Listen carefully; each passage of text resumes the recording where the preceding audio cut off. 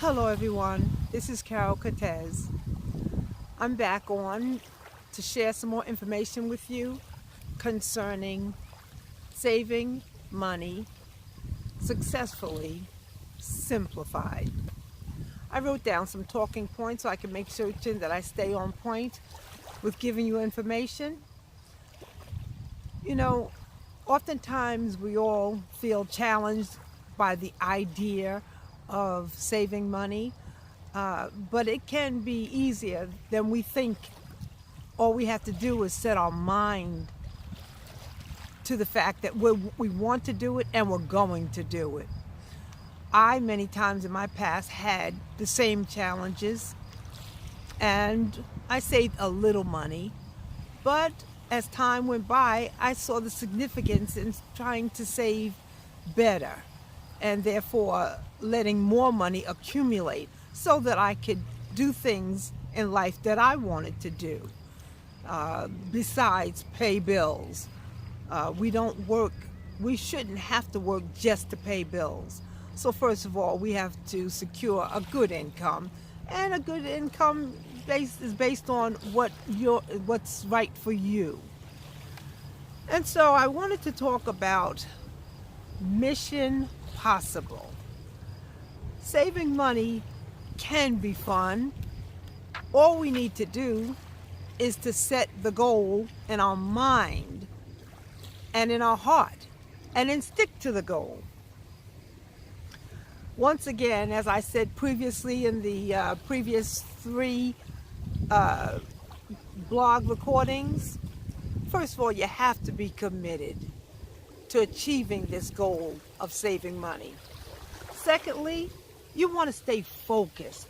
You want to stay focused and you want to get excited about it like it's an adventure, because it is a nice adventure once you start seeing that money stack up for you, and then you start creatively thinking of the options that you have for using that money.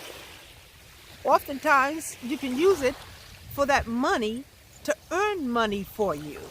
So remember that. Keep that in the back of your mind as the time passes and you continue to save money. Also, as I said previously in the previous recordings, you need to write a budget before receiving your income payment. Not after, but before. First of all, you want to write down your income, as I showed you in previous videos.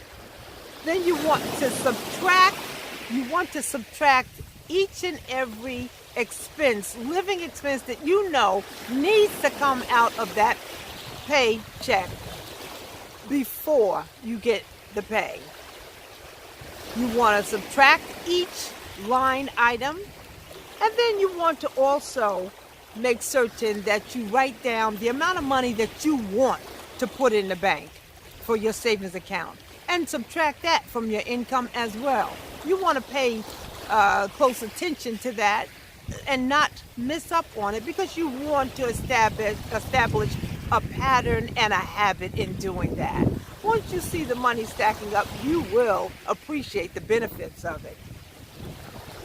Also, after you've written down all your expenses and you've deducted them from your income, you want to have a certain amount of money considered as miscellaneous expenses, because you may have forgotten an expense that needs to be paid. So you want maybe to set aside a certain amount of money and deduct that from your income for miscellaneous expenses that you didn't initially plan on or think about.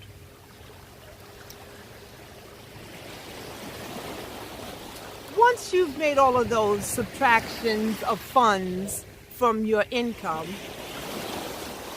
you'll see the total amount of cash that's available to you that's not allotted to pay bills.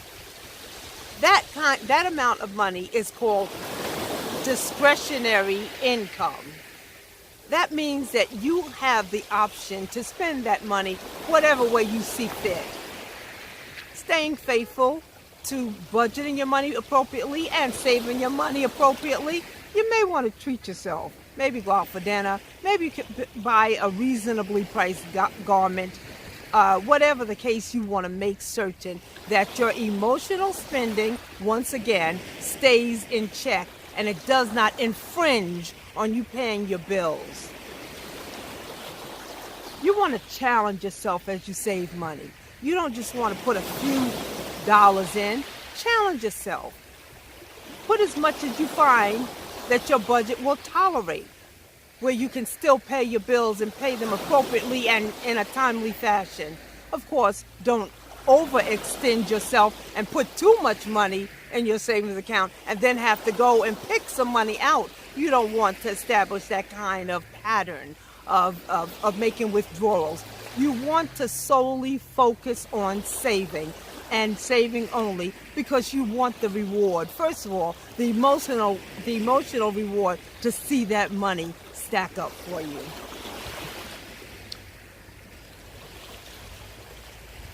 Occasionally, you want to give yourself a pep talk because sometimes it might get challenging for you, and so encourage yourself. Give yourself pep talk so that you stay on target. This is your goal. This is mission possible. I did it, and I had some very rough times in life financially, but nonetheless, I'm in a position now that I can say I did it, and I'm comfortable. Perfect? No. Striving still? Yes, but I did it. The money has been stacking up, and I'm working towards continuing that trend, just like you will be doing, for the purpose of making certain that my expenses are covered and that my financial life is stable and is secure to the best of my ability. There are rewards in this. There are great rewards, and you're going to find the joy in it as you see your money growing in your account. Your expenses may vary from time to time. There may be one paycheck where you don't have to take and pay certain bills.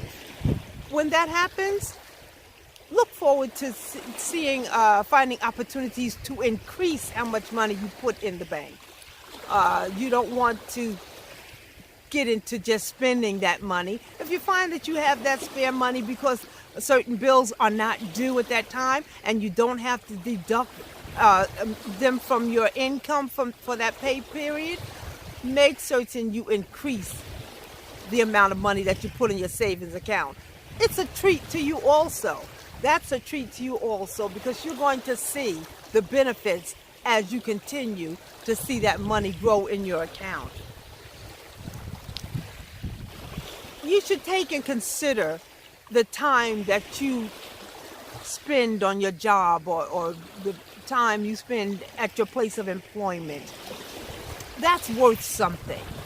And you don't want to just waste the money your income by not keeping it in check and knowing how you're using and spending that money. So that's a reward to you also. To spend your income that you worked hard for, spend it wisely by keeping a check on it with a budget, staying faithful to the budget, staying faithful to your savings account, making those deposits. You owe it to yourself to bless yourself in that regard. You'll see the fruit of it as the money continues to grow.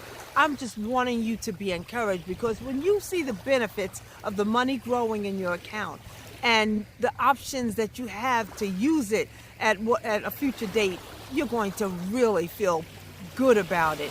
And you're going to have a feeling of success. And I want you to continue to have that feeling. And I'm sure that you will want to have that feeling. And be proud. You'll be proud of yourself and what you've achieved. One key factor that I wanted to mention before closing is that whenever you get a raise at your job, a raise in your salary, don't be quick to lump that raise in all of your spending. Do yourself a favor and take a portion of it and increase how much you put in your savings account. And if you don't want to increase the amount that you put in your savings account, increase the amount that you have withdrawn from your income for your 401k or retirement plan. In other words, when you get a salary increase, take a portion of it to increase your take-home pay, and then take a portion of it to increase your savings and or your 401k or retirement plan. Well, I hope you enjoyed this additional information that I've shared with you. I'll be coming on board again to give you more information. I have continually good tips for you to consider and to implement into your habits of using your income. So I hope that you choose to click on follow and follow my blog for future broadcasts, and or click on subscribe and subscribe to my blog. And tell your friends and your family about this blog and have them to log on to it. Prayerfully, the information will bless you and will bless others that you know. So I ask that you stay blessed and stay focused, stay committed, and stay in touch with watching this blog. God bless you. Have a nice day. Talk to you soon. Bye now.